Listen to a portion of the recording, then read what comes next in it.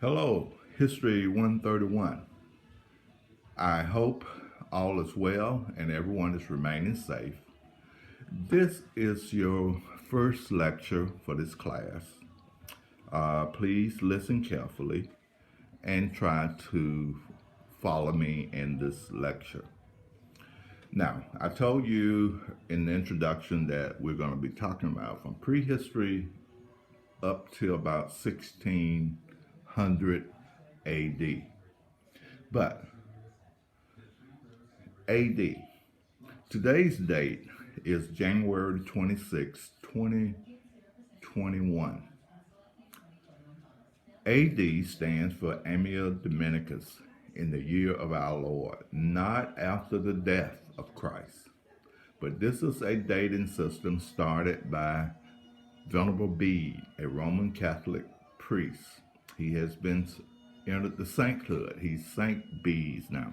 Now in Montgomery, there's a Saint Bede church. There's a Saint Bede school. There are institution named for Venerable Bede all over the world. But before Christ was born, there was a 2021 date also on the other side of zero, 2021 BCE, before the Common Era. So make sure you understand. Now, this first part of this semester is going to be dealing with the BCE. As I told you during the introductory lecture, that we would be dealing with prehistory all the way up to about 1650 AD. So we go from BCE, before the Common Era, to Annua Dominicus, the year of the Lord. So the distance between 2021 AD and 2021 BC is what? 4,042 years. So if you get an idea of where we're going here. But let's talk about this prehistory. Prehistory, it is estimated that the earth has been in existence from 5 to 6 billion years ago. Now, as far as humans are concerned, we can only document their existence from 4 to 5 million years ago. Make it 6 million, okay? Now, where did humans originate? Of course, many of you are, excuse my dog, please. If my daughter would come in, okay.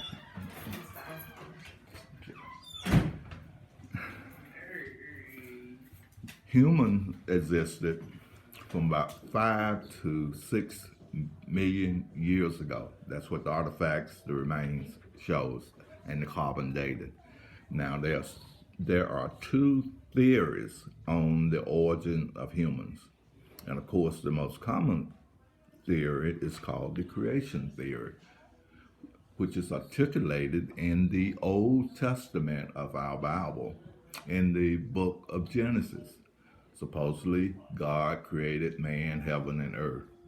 7 days, I believe.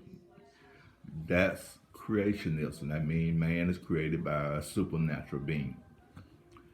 Another theory, which is mostly broadly accepted, is man evolved from a lower species of animals. Now, who articulated that theory? I think about 1857, a man named Charles Darwin is on an island off the coast of Peru in the Pacific, and he noticed these unique animals and plant life, and he came up with the theory of evolution. I think the publication is entitled Origin of Species. So man evolved. Now, the artifacts, the fossil remains, supports Darwin. Now, I'm not here to tell you what to believe and what not to believe, because we don't deal with that. That's an individual choice. But around 4 to 5 million years ago, there existed in Africa please watch the PowerPoint slide I'm going to put up alongside with this lecture. A group called hominids.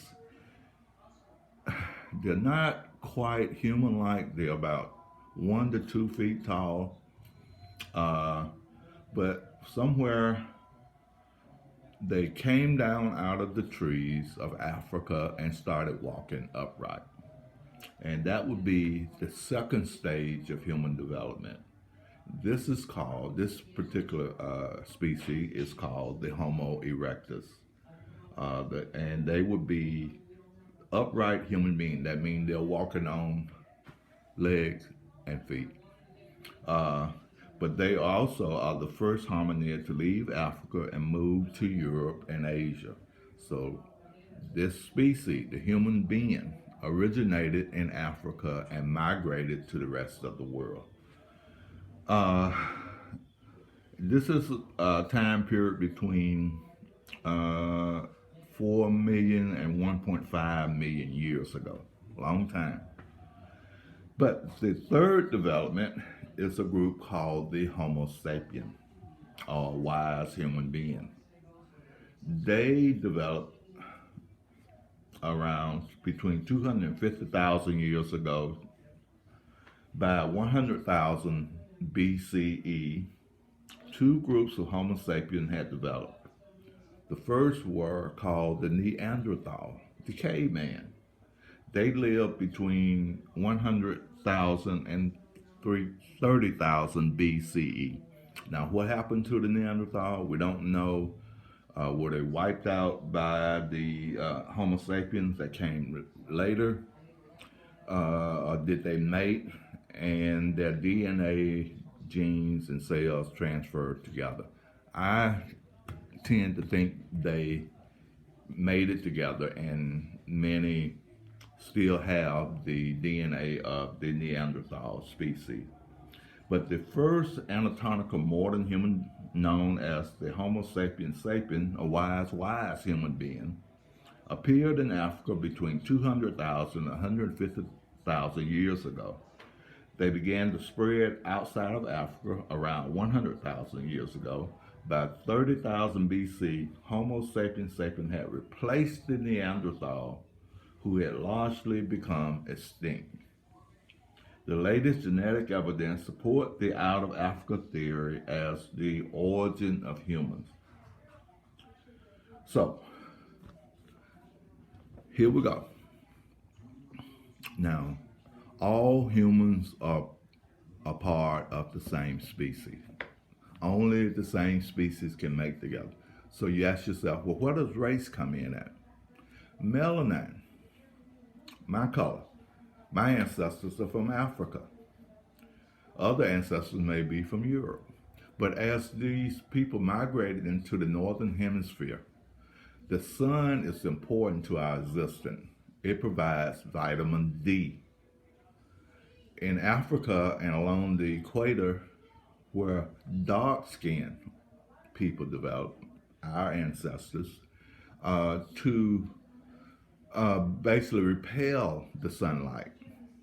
But as they migrated further north, they needed to attract sunlight, absorb sunlight. And this is what led to the origin of particular Caucasians or white people. They become blonde, blue-eyed, etc. But all are part of the human species, but later they will be divided into race. That would be a part of the Enlightenment period when you get to History 132. So, here we are. Now, since this 5 to 6 million years since humans have been around, or hominids, or whatever you want to call them, the Earth has gone through many climatic changes. One of note would be the Ice Age, the last Ice Age, which lasted almost 500,000 years and came to an end about 10,000 BCE. Now keep that 10,000 BCE in mind, because a lot of things are going to be happening. This period is called the Paleolithic period or the Old Stone Age. And of course, people lived outside in tropical areas, slept in caves, in cold areas. You can see the drawings on the side of the walls of the caves. That's how we know about the Neanderthal, because of their drawings and paintings. But now, what created this ice age? We don't know. There was not a lot of humans on Earth to create a climate change. Many people believe that the Earth wobbled outside of its orbit, and that's what created a problem with the climate and flowed through the Earth into an ice age. But during this ice age, humans did exist, and they lived in the Paleolithic age. So, but the Paleolithic age goes from 2.5 million years ago to 10,000 BCE. And this is the Old Stone Age because of the tools that were used by these people to hunt big, massive animals that lived during that time period for food. But at 10,000 BCE, a new age is ushered in called the Neolithic age. Neo means new. The New Stone Age. And this is when the agricultural revolution occurs. Now, the agricultural revolution led to the establishment of civilization during this Neolithic age. And the systematic agriculture was a result of this revolution that led to the stabilization of civilization.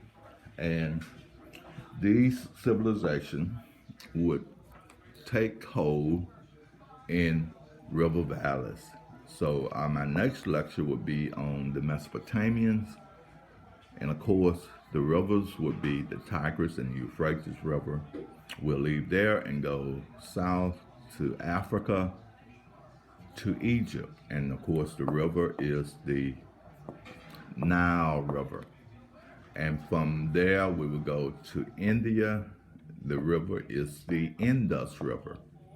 And from India, we would go to China, and the river is the Yellow River. But that's ahead of us. But let's go back to this agricultural revolution.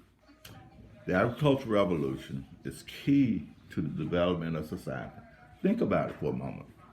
How do we survive? Air, water, food, these are necessities. So, instead of man chasing behind wild herds of animals, they put down roots in river valleys, and they domesticated the wild animals. This gave us dogs, cattle, goats, sheep, fowl, chickens, turkeys. I can't think of anything else to tell you.